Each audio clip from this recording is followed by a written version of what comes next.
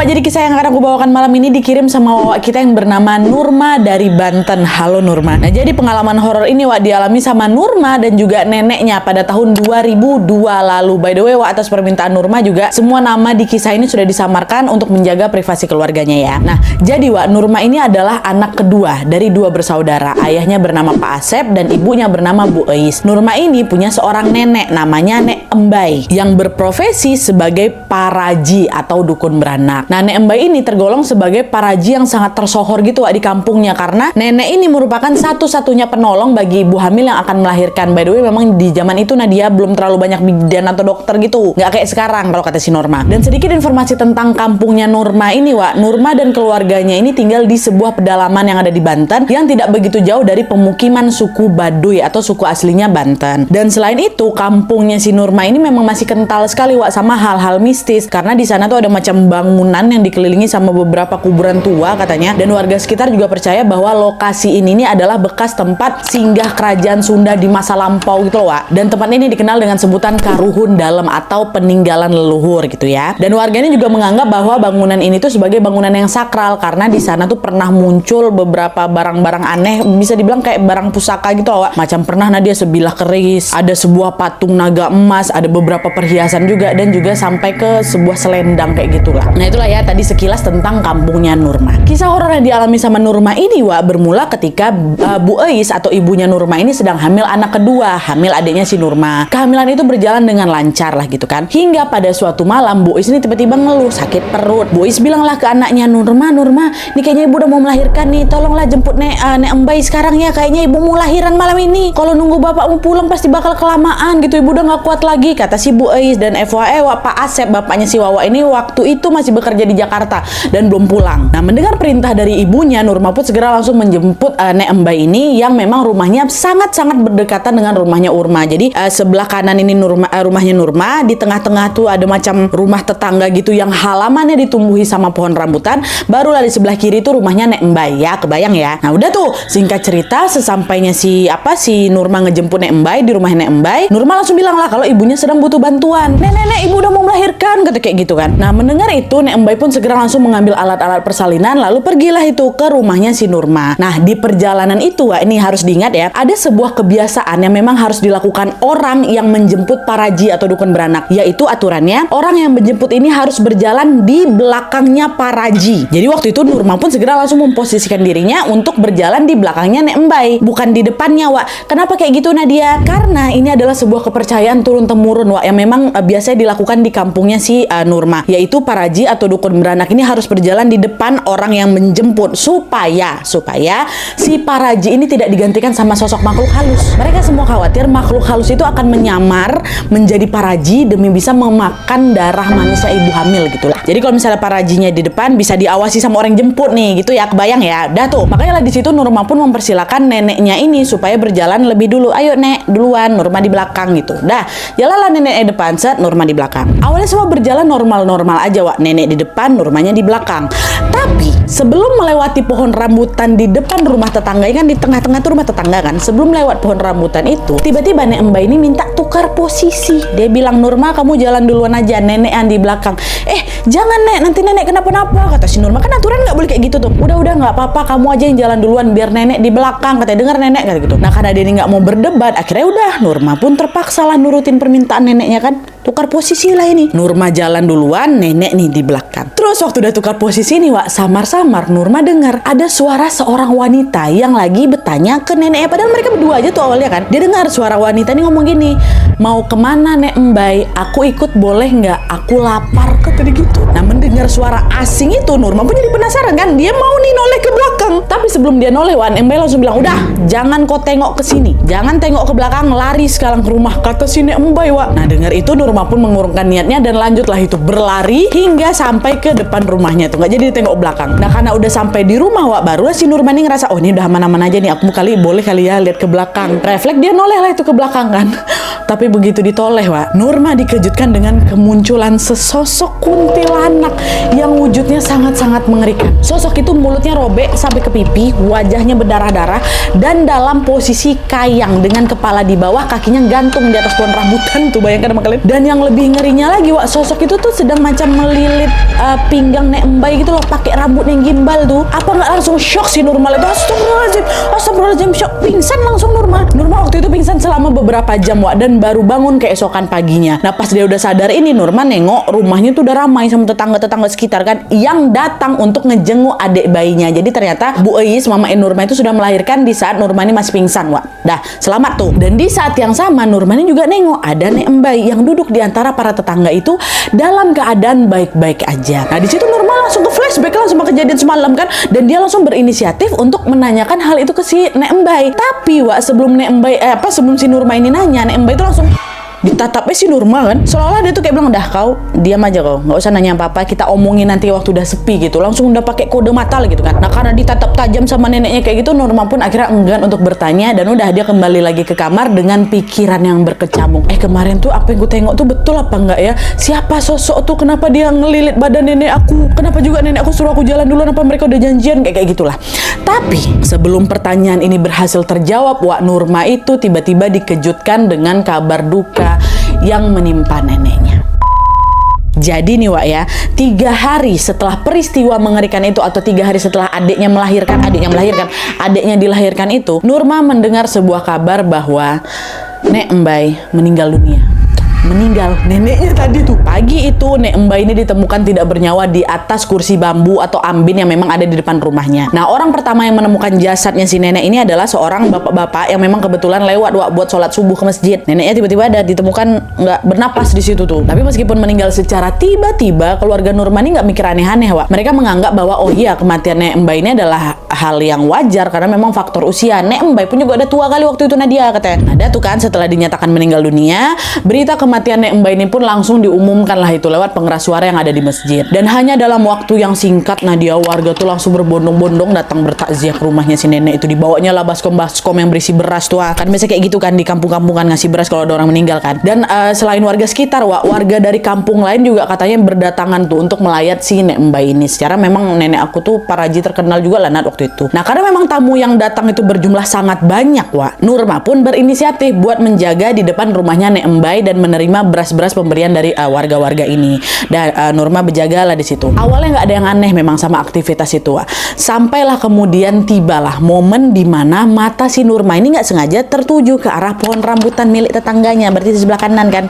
Nengok ke situ. Dan entah kenapa waktu lihat pohon rambutan itu, Nurma tuh jadi terbayang-bayang lagi sama sosok kuntilanak yang ngelilit nenek 3 hari lalu tuh. Karena takut dicampur sedih juga, Nurma pun buru-buru mengalihkan pandangannya ke arah lain kan. Tapi nggak berselang lama kemudian, Wak, disinilah Nurma mengalami hal yang nggak akan pernah dia lupakan seumur hidupnya. Entah aku mimpi atau entah itu nyata, Nadia ya. Tapi yang jelas di sini Nurma tiba-tiba dibuat kaget karena sosok kuntilanak yang kemarin dia tengok itu muncul di depan hadapannya. Muncul. Tapi kalau kemarin dia menampakkan diri dengan wajah berdarah-darah menyeramkan gitu kan, kali ini yang kedua ini dia datang wajahnya pucat, Nadia, tanpa ada darah sedikit pun, pucat tadi. Nampak aku muka ya tuh lebih jelas. Nih siapa nih? Kenapa di siang-siang bolong kayak ini dia tiba-tiba muncul gitu kan, kata si Nurma. Nah, belum sempat mencerna semua itu, Wak, tiba-tiba Nurma ini ngerasa bahwa si sosok ini tuh macam ditarik tangannya si Nurma, Wak, dan dia mengajak si Nurma ini pergi ke suatu tempat. Udah Nurma ini secara sadar nggak sadar itu dia refleks langsung mencerna dulu ini betul apa enggak nih. Akhirnya dia berteriak kan. Tapi waktu dia berteriak tuh nggak bisa keluar suaraku sama sekali, Nat, katanya. Ini aku mau bawa kemana gitu kan, cuma nggak bisa berteriak. Dan nggak nyerah di situ aja, Wak, Nurma ini kembali ditarik tangannya dari genggaman makhluk itu kan, tapi nggak bisa terlepas juga, Nat. Nah, menyadari Nurma yang terus-terusan memberontak ini, Wak, sosok itu pun tiba-tiba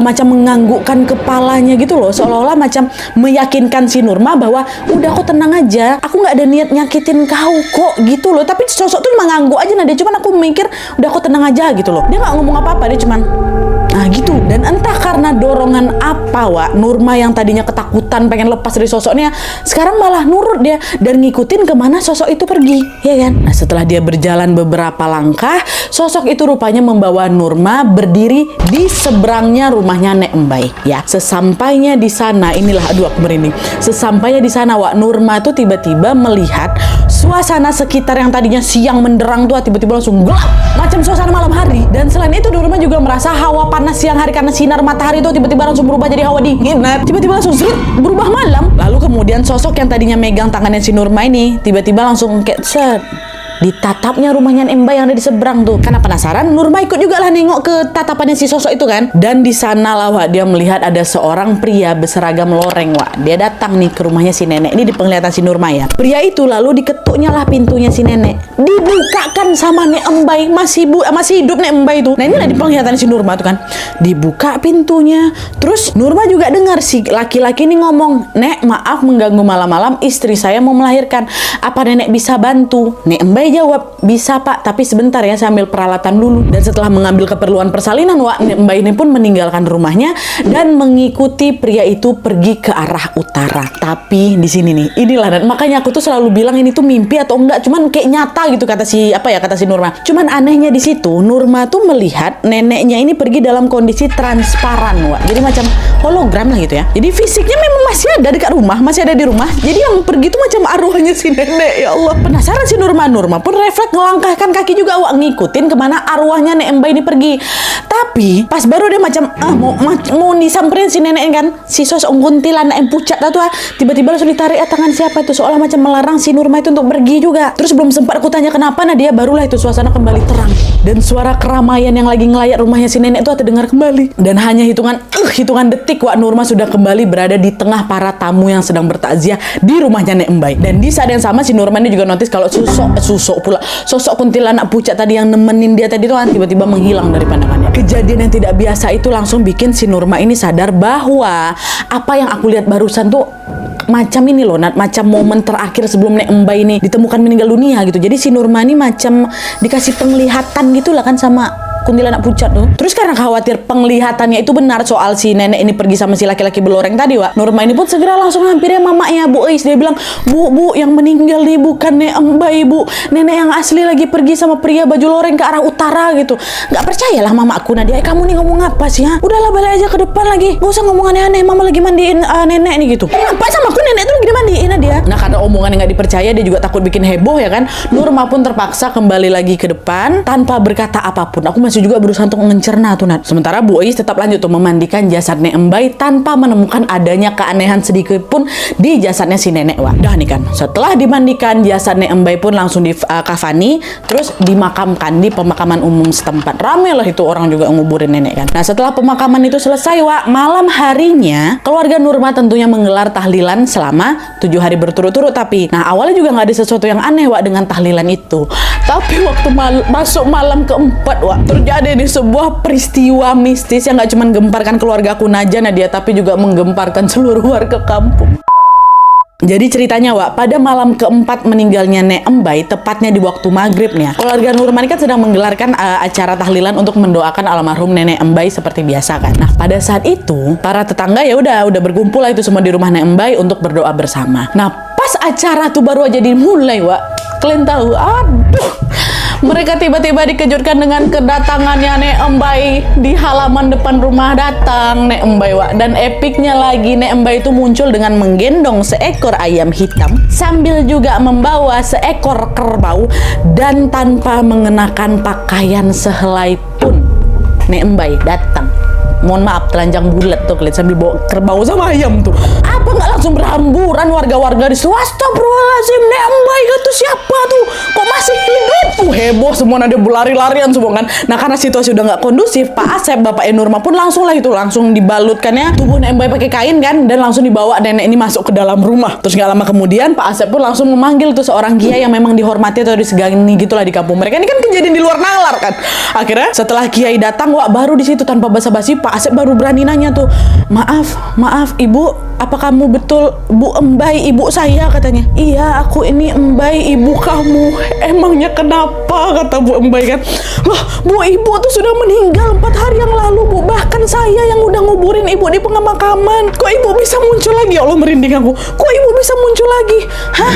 Ngomong apa kamu ini? Aku masih hidup, aku belum mati, kata Nek Mbay kan. Nah mendengar jawaban itu Pak Asep dan juga Pak Kiai ya nggak langsung percaya lah Wak. Orang mereka nguburin Nek Mbay kok, ini kenapa Nek Mbay ada di sini gitu. Dan firasat mereka juga mengatakan bahwa Nek Mbay yang ada di hadapan mereka ini ya orang orang lain, bukan Nek Embai orang yang mereka kubur 3 atau 4 hari yang lalu tuh loh. Kok bisa-bisanya dia muncul lagi gitu. Di tengah kebingungan itu akhirnya Pak Kiai meminta warga kampung untuk betul bongkar makamnya Nek Embai. Siapa yang kemarin kalian kebumikan gitu kan. Betul Wak, dan setelah makamnya dibongkar ya, betapa kagetnya mereka, ternyata jasad yang berada di dalam kain kafan yang baru dimakamkan itu bukan jasadnya Nek Embai Wak. Jasad itu adalah sebatang pohon pisang.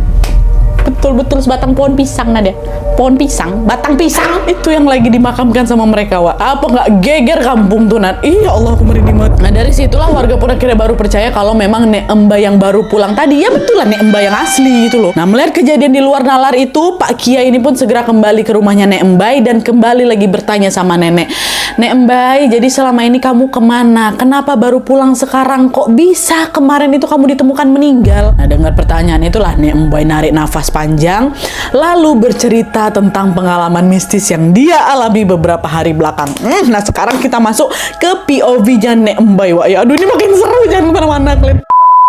Nah jadi ceritanya Wak, pada saat itu di malam hari itu Wak, Nek Embai ini sebenarnya lagi tiduran di ruang tamu rumahnya. Nah pas lagi tidur itu sekitar jam 2 malam tiba-tiba dia dengar ada orang yang ngetok pintu dia. Pas dia buka, nenek tuh nengok ada seorang pria berseragam loreng yang memperkenalkan dirinya dengan nama Pak Kardi. Nah Pak Kardi ini minta tolong Nek Embai untuk membantu istrinya yang akan melahirkan. Sebagai satu-satunya paraji yang ada di kampung itu, ya udah Nek Embai pun akhirnya ya setuju-setuju aja kan, diajak sama Pak Kardi walaupun tengah malam kayak gitu. Udah biasa lah gitu kan orang beranak tengah malam. Dan FYI Wak, cerita Nek Embai ini persis sekali dengan kejadian yang dilihat sama si Nurma tempo hari kan. Nurma bilang apa? Dijemput sama laki-laki berseragam loreng mah. Emang betul ternyata nenek juga ngalamin itu. Udah lah nih kan, dah singkat cerita setelah menempuh perjalanan jauh Wak, Nek Embai ini pun akhirnya tibalah di kampungnya Pak Kardi. Pada saat itu Nek Embai ini sempat ngerasa aneh karena dia ini sampai dalam waktu yang singkat, padahal dia ngerasa jarak yang dia tempuh ini kok jauh kali gitu. Cuman singkat, macam singkat tapi kok kayaknya lama kali aku jalannya gitu loh. Nah meski merasa ada yang aneh Wak, Nek Embai ini pun mengabaikan pikiran buruknya. Ya udahlah nggak usah mikir aneh-aneh lah, aku kan tujuan aku kesini kan buat bantuin istrinya Pak Kardi gitu.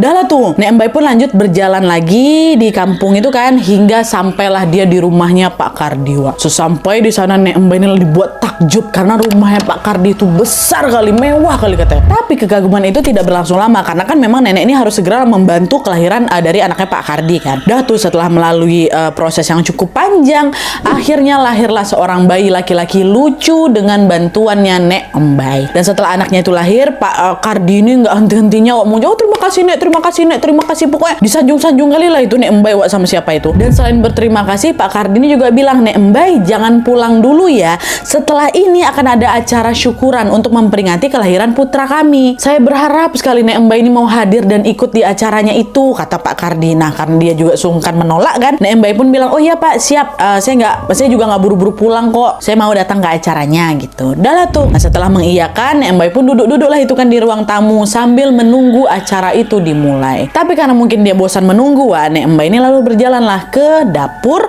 untuk melihat-lihat apa yang ada di sana. Nah di sana dia nengok ada banyak kali orang tuh yang lagi masak berbagai jenis makanan lah gitu kan. Dan keramaian itu juga membuat Nek Embai ini mikir, oh kayaknya Pak Kardi ini bukan orang sembarangan lah ini. Kelahiran anaknya disambut mewah kali wah, macam acara nikahan gitu. Memang rame kali Wak, katanya mau pokok mau bikin acara heboh lah gitu. Dan pemikiran itu pun membuat Nek Embai ini jadi semakin penasaran lagi gitu kan. Dia terus lah itu masuk ke dapur hingga tibalah waktu di mana dia dikejutkan sama gunungan cabai merah yang ukurannya besar kali Nat, kata nenek aku, besar tangan orang dewasa.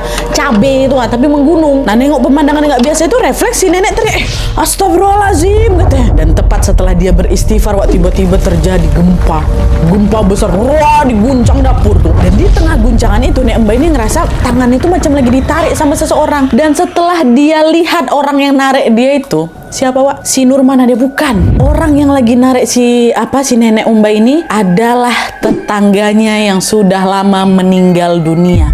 Namanya Mang Ujang. Ya ditarik, Ujang. Terus setelah gempa ya berhenti, nanya lah langsung Nek Embai, loh ini Ujang ini, loh kok kamu masih hidup? Bukannya kamu sudah meninggal setahun lalu? Kenapa kamu ada di sini Ujang? Dengar itu Mang Ujang tuh cuma tersenyum kecil aja Wak.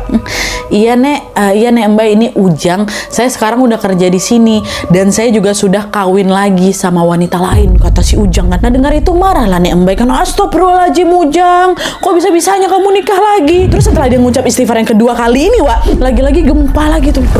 Gempa setelah istighfar lah gempa, terus mereda lagi kan. Nah setelah gempa mereda, nek Mbak lanjut marah lagi. Ujang, kamu nih jangan ngomong sembarangan ya. Apa kamu nggak kasihan sama anak istri kamu, ha? Anakmu sekarang udah jadi anak yatim, nggak ada yang nafkahi dia. Istrimu tiap hari tunggang langgang banting tulang cuma buat ngidupin anakmu. Kamu malah enak-enakan nikah sama wanita lain di sini. Ayo kita pulang, kata Nek Mbay. Nah dengar ucapan itu, Wak, raut wajahnya Ujang pun langsung berubah sedih. Lalu dengan pelan dia bilang kayak gini, Nek Mbay, saya tidak bisa pulang. Soalnya jasad saya sudah hancur.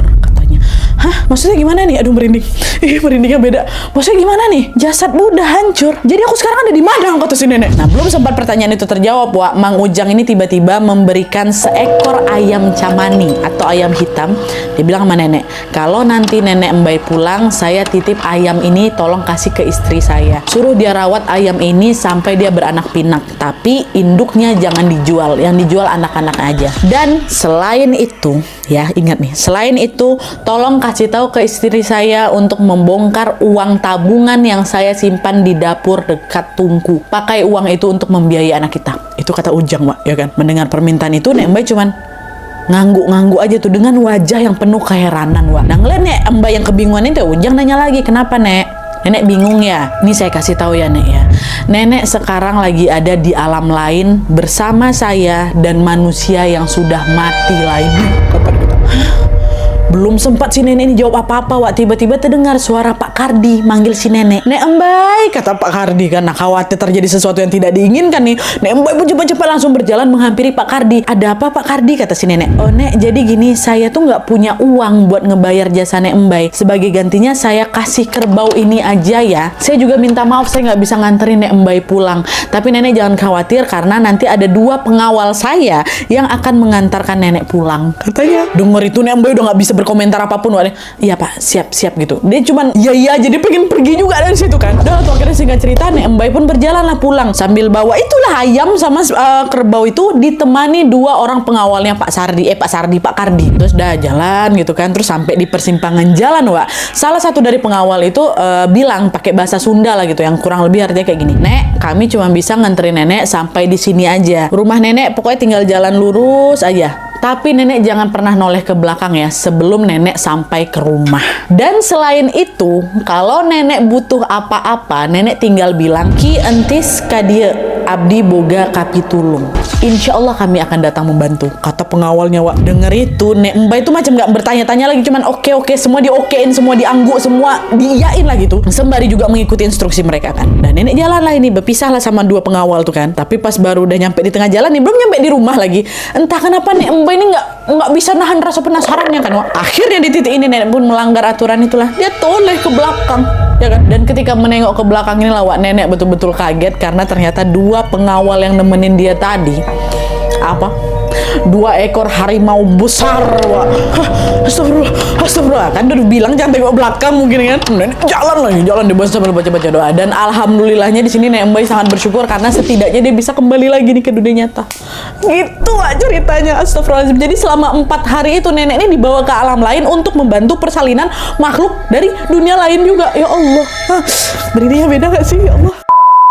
Udah lah tuh kan, setelah mendengar semua cerita itu, Pak Kiai pun mengatakan bahwa Nek Mbay ini sudah mengalami mati suri dan dibawa ke istana siluman harimau katanya, Wak. Pak Kiai juga bilang bahwa besar kemungkinan sosok Pak Kardi yang ngejemput si nenek itu adalah ya Raja Siluman Harimau itu. Sedangkan orang-orang yang Nek Mbay lihat ada di rumah apa yang lagi ngerewang di belakang tuh, itu adalah arwah orang-orang yang sudah meninggal dunia, kata Pak Kiai. Dan ya udah, Wak, setelah kejadian itu Nek Mbay pun kembali menjalani kehidupannya seperti biasa. Dia tetap melanjutkan profesinya sebagai paraji, tapi bedanya kali itu kali ini setelah kejadian itu ya, nenek itu jadi punya kemampuan goib gitulah. Katanya dia macam bisa memanggil harimau gitu untuk menjaga pertanian, perkebunan dan juga hutan milik warga. Dan ada juga cerita menarik lagi di sini, Wak. Jadi sebenarnya tuh awal-awalnya nih ya, kemampuan nenek yang baru itu awalnya ya udah cuma diketahui sama keluarga kami aja, kata si Nurma. Keluarga dekat kami aja lah. Tapi lama kelamaan berita ini berhembus juga didengar sama warga kampung. Dan ternyata ada nih sekelompok warga yang memang ingin membuktikan kemampuan barunya si nenek nenek itu. Pada suatu ketika mereka datang lah ini kan, datang ketemu Nek Embai dan meminta tolong nih supaya hutan milik mereka itu dilindungi dari jarahan pemburu liar. Dengar dimintain bantuan kayak gitu, Nek Embai pun menyanggupinya, Wak. Dan dia segera langsung memanggil nama siluman harimau yang pernah dia temuin waktu itu tuh. Ada dia namanya, kata si Nurma, ada tapi gue nggak mau kasih tahu gitu. Betulan datang pula ke kau nanti gitu kan. Dan ternyata kemampuan Nek Embai ini memang betulan, Wak, dibuktikan, bukan isapan jempol aja, karena tidak lama setelah itu tersiarlah kabar bahwa ada pencuri kayu di hutan yang ditemukan tewas akibat diterkam harimau. Dan kata Nurma, Wak, kabarnya sempat viral loh. Nah, dia sempat ramai dibicarakan masyarakat, bahkan sampai masuk koran setempat waktu tuh tahun-tahun itu. Kalian carilah info. Dan selain itu, Wak kita ini, Nurma ini juga pernah menjadi saksi bahwa neneknya itu masih berhubungan baik sama sosok siluman harimau tuh. Jadi ceritanya pada suatu hari, Wak, Nek Embai ini tiba-tiba jatuh sakit. Terus dia ini macam nggak bisa meninggalkan badannya tidak bisa meninggalkan tempat tidur lah gitu, harus tidur terus gitu kan. Nah, khawatir terjadi sesuatu sama neneknya, akhirnya Nurma sama sepupunya yang namanya si Ani malam itu nginaplah di rumahnya Nek Embai. Nah, di sana mereka tidurlah di lantai dekat sama dipan yang memang ditidurin sama Nek Embai. Jadi posisinya Nek Embai di atas, mereka di bawah gitu kan. Ya supaya memudahkan nenek kalau misalnya butuh bantuan lah gitu. Awalnya nggak ada yang aneh, Wak, sama malam itu memang. Tapi sekitar tengah malam, Nan, aku sama si Ani ini tiba-tiba dengar ada geraman suara harimau gitu dari luar rumah. Dan geraman itu tuh makin lama makin terdengar kencang gitu loh, seolah-olah harimau tuh lagi ngelilingin rumah nenek itu. Aku dengar aku dengar ada harimau. Takutlah mereka berdua, langsung buru-buru naik semua ke atas kasurnya si nenek. Nah, Nek Embai yang lagi tidur terbangun gara-gara suara mereka. Nanyalah si nenek, ada apa nih? Kenapa kalian malah tidur di sini gitu kan? Nurma bilang, kami takut nih di luar ada suara harimau, kata. Dengar itu, aku tengok Nadia, si nenek ini macam dipejamkannya matanya langsung, habis itu dia macam komat kamit, macam sebutin apalah nggak tahu aku. Dan setelah nenek kayak gitu tuh udah geraman harimau tuh tiba-tiba menghilang dengan sendirinya gitu. Dan setelah peristiwa itu Nadia udah nggak ada lagi peristiwa mistis, sampai akhirnya pada suatu hari tepat di malam Rabu, Nek Embai ini dinyatakan meninggal dunia karena sakit. Ini betulan karena sakit, Wak. Dan setelah neneknya dimakamkan, Nurma dan keluarga sesekali juga masih mendengar suara geraman harimau di samping rumahnya Nek Embai setiap malam Rabu tiba. Kali ini betulan meninggal, nenek nggak hidup lagi. Nah, suara geruman harimau yang datang itu seolah-olah menjadi macam saksi gitu loh, bahwa memang Nek Embai ini pernah berhubungan baik dengan sosok siluman harimau. Nah, Wak, jadi itu tadi kisah epik dari Nurma beserta neneknya yang pernah mengalami mati suri dan berkawan baik sama siluman harimau. Kisah ini betul-betul mind blowing kali kan, merindingnya beda nggak kalian? Iya kan? Dan kalian juga pasti masih penasaran ini tentang wasiatnya Mas Ujang tuh gimana? Nah, dia itu beneran apa enggak nih? Nah, jadi sebelum meninggal dunia, Wak, Nek Embai ini memang sempat menyempatkan diri pastinya memberitahu lokasi tabungan yang disimpan sama Mang Ujang itu kepada istrinya. Neng, Abdi ketemu sama Mas Ujang, ini dikasih tahu lah semuanya. Dan setelah dicek, Wak, ternyata tabungan tuh betulan ada loh. Aduh, merinding lagi aku. Beda. Ada uang yang dikasih tahu Mang Ujang tuh ada, Wak, di situ. Dan dari situlah istri Mang Ujang pun lalu menggunakan uang itu untuk membiayai anak-anak mereka. Dan selain itu istri Mang Ujang ini juga mengembangbiakan ayam cemani tadi, ayam hitam tadi yang dibawa sama Nek Embai, di mana ayam itu berhasil beranak pinak dan sampai-sampai hasil penjualan dari ayam cemani itu mampu membuat keluarga mereka ini atau keluarga Mang Ujang ini hidup dengan sangat layak sampai sekarang. Bahkan kata Nurma nih, Wak, ya, kalau ada yang ingin cari ayam cemani dengan kualitas Yahut, kualitas bagus, nah mereka bakal datang loh jauh-jauh ke kampungnya aku tuh untuk ketemu sama istri Mang Ujang buat beli dari anaknya ayam cemani. Atau kerbau yang dikasih sama Pak Kardi ke nenek gimana, Nadia? Nah, kerbau yang dibawa sama Nek Embai itu akhirnya disembelih, Wak. Disembelih untuk acara syukuran ketika salah satu anaknya Nek Embai atau omnya si Wawa ini baru aja diangkat sebagai lurah setempat gitu ya. Percaya nggak percaya, Wak, tapi memang ya kejadian ini memang nyata dialami sama Nek Embai dan juga sama Nurma. Aku juga percaya nggak percaya, tapi itu terjadi pula sama aku, Nadia. Kita tuh kadang juga nggak bisa bilang ini benar atau enggak, Wak, karena kita nggak ngalamin kan. Ini Nurma yang menceritakan, Nurma yang ngalamin, ya udah, mau percaya apa enggak kalian terserah kalian. Yang jelas kisah ini cukup bikin aku merinding dan nambah koleksi baru lagi. Ya. Dan sebelum aku menutup videonya, sama-sama kita doakan semoga almarhumah Nek Embai diterima di sisi Allah Subhanahu wa taala dan keluarga yang ditinggalkan mendapatkan kesabaran dan diberikan kesehatan lahir dan batin. Amin ya rabbal alamin. Oke, Wak, jadi sekian dulu videonya. Terima kasih banyak yang sudah menonton. Kalau kalian suka video ini, klik like-nya. Jangan lupa komen di bawah untuk ide dan saran-saran untuk video selanjutnya.